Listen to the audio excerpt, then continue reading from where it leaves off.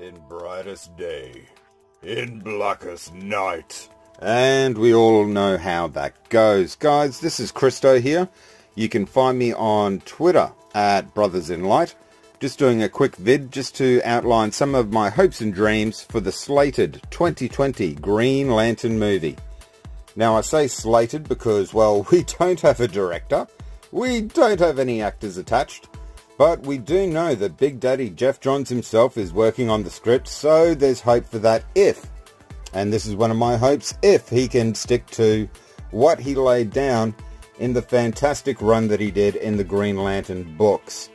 Now we know rumours and speculations and rumblings that it will be based around Hal Jordan and John Stewart in a buddy cop sort of movie, which doesn't really work for me on a couple of levels. But if it can lay down the groundwork to establishing the relationships some of these characters have, if we can get the relationship of Hal, if we can get the relationship of Sinestro, if we can get that down as that they were actually friends at one point in a teacher, mentor, student sort of way, that would work immensely to forging that relationship and the rivalry, which in my opinion is even better than Batman vs. Joker. Yes, I said it. I don't care. Fight me, nerds. So moving on.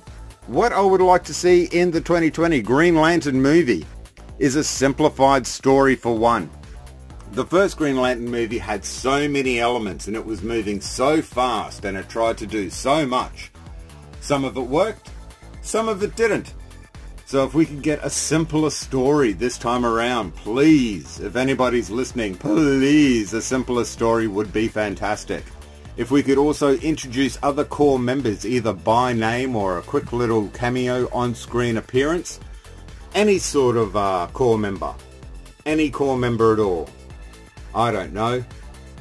Maybe Guy Gardner, maybe Kyle Rayner, maybe Simon, Jess. I'm not really fussed. But we need to open up the core and or the Earth Lanterns. We also need to open up the emotional spectrum. We need to at least mention Parallax. Don't have him in the film because it's too much, too fast, too soon. And that would just complicate and muddy everything.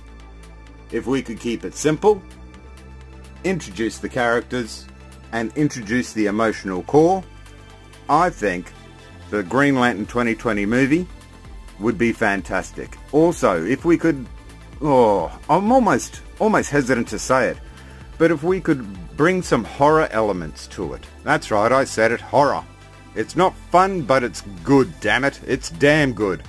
If we could get some horror elements going in terms of, I don't know, Predator or Aliens, and really show the darker side of the universe, I think that would go a long way to, well, being a bit more inclusive.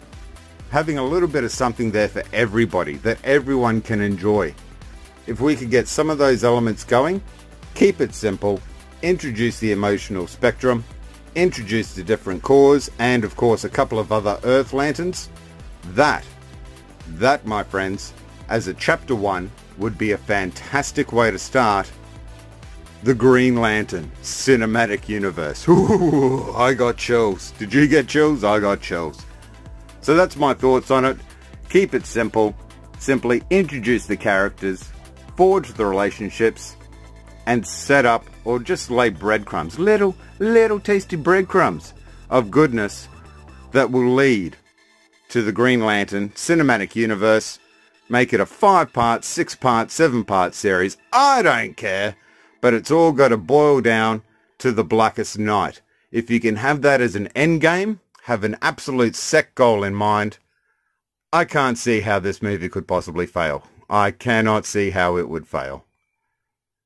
So, what do I say now? Like and subscribe, smash that button. That's what all the YouTube people do anyway.